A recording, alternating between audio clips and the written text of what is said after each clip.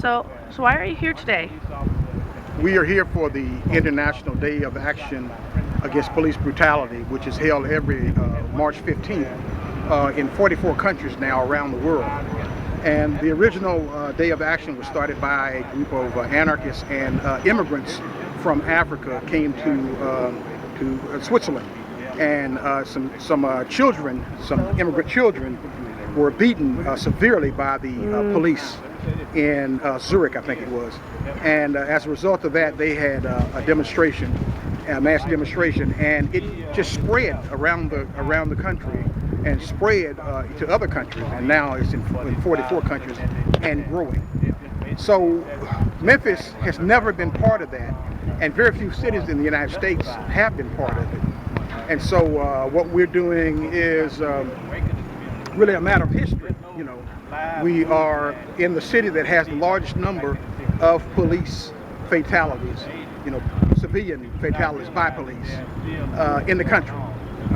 Over the last 12 to 14 months, I think it is, 12 to 13 months, there have been 14 people killed as a result of police violence. And so we've been organizing here against police brutality. We've been saying all along that these cases were acts of terrorism by the police.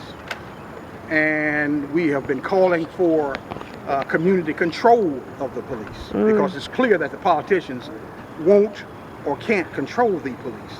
And it's gotten so bad here now that the police are starting to beat up each other.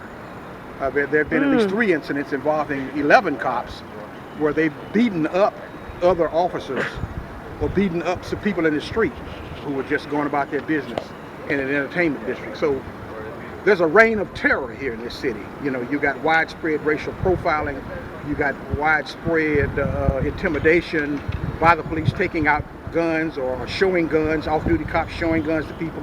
And of course, an off-duty cop shot and killed a 15-year-old kid here. So we're talking about a whole history of police terrorism here that's unrestrained by the politicians who refuse to take any accountability, who claim that they're doing their jobs. They are doing their jobs, are doing a job on us the people. And so what we're saying is that we are opposed to police brutality, we are opposed to cover-ups, we're opposed to any form of terrorism by the state, by the government itself. We won't live under a police state. And so we're standing up. And everything starts small. And so we're at this stage where we are starting small, but we're continuing to build, and continuing to be a thorn in the side of the government administration, which is something that nobody else is doing. Everybody else is sold out. The NACP, the Southern Christian Liars Club, and all the rest of them have sold out. Operation Pushover, all the rest of them have sold out completely. We're the only ones standing up against police brutality in Memphis, Tennessee.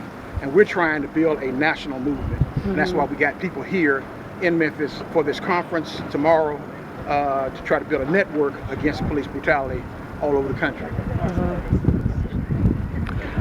And the coffins, what are these represent the person that's died last year? With the exception of a person who was killed just a few days ago, these are 13 coffins represent the deaths of 13 persons who were killed as a result of police action here in Memphis, Tennessee. We've even included the cases of 2 people who were run over by a police officer, which they're trying to claim was some kind of accident, but in point of fact was a crime. It was another form of police brutality because there have been 3 fatal killings by the police running over in people in reckless criminal action in the city of Memphis. So it's just another form of police brutality. We've had 3 teenagers shot and killed here in this city. We've had all kinds of situations where a blind man, for instance, was killed, you know, with chemical mace. And so we've had a number of these kinds of incidents happen here over and over again, outright atrocities that no one of these people can defend. They can't defend them. But the authorities here, the federal authorities over there in that federal building, the city authorities here, as well as the state prosecutor, are engaged in a conspiracy to cover up and to not prosecute these crimes by the police. and by the authorities and others working in concert with them. And so this is why it's important for us to bring attention to the city of Memphis, Tennessee, which has had a long history of police brutality, which has in fact had one of the worst histories of police brutality in the country. And so we're calling attention to it and letting people know outside the city. In fact, we're calling for an international boycott of the city of Memphis until it stops persecuting and killing poor working class black people, until it stops consorting with the Ku Klux Klan that it has been consorting with for decades. Until it stops doing all of this, we're calling for an international boycott on the city of Memphis, Tennessee, and we're going to start spreading the word about that all over the world. And for people who are watching this video in different parts of the country and even the world, what are some of the ways they can support the efforts here? Well, if people are outside of the United States, they should start contacting the American consulate about the conditions in this country, because it's the federal government that has covered up for these crimes here. They got civil rights laws and all this other garbage that they claim that they use to stop this kind of out of control policing, trigger happy policing. But the reality is they don't do anything. So we're saying that people should, if they're outside the country, they can do that. They can also contact the mayor and make complaints to the mayor, because he hires these cops. He hires the police chief and all this garbage, and they should make complaints to the mayor's office. You know, mayor, MAYOR at MemphisTennessee.gov. You know, they can write letters to that. And of course, we want people to have sympathy demonstrations all over the country about what's happening in Memphis. We need support. We need sympathy. We need other activists, as you all are doing today, to come to Memphis. Or if they can't come, then at least they can have protests and let people know about the atrocities in Memphis. Memphis is like someplace in another country. You know what I'm saying?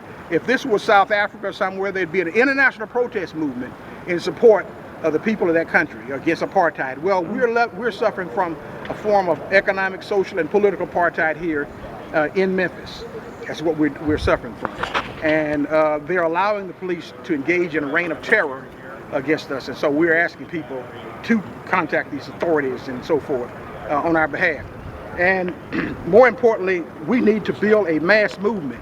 And we're beginning the process tomorrow with a conference, but we want to make contact with activists all over the country who are interested in getting in the face of the federal government, even going to Washington and putting pressure on the president and whoever else we need to put pressure on. But we need to do that. We need to stay in these people's face.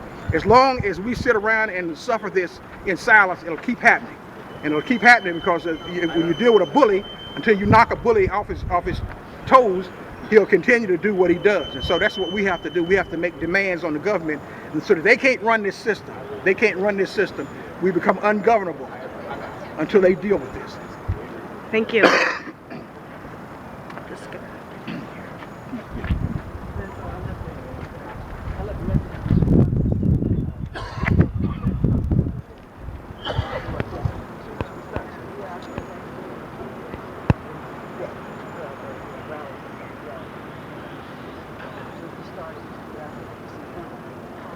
Yeah, we'll do a rally here first. Yeah, I probably should really get started. I get so come. I left them a message, so they're on their way. They'll come. $70.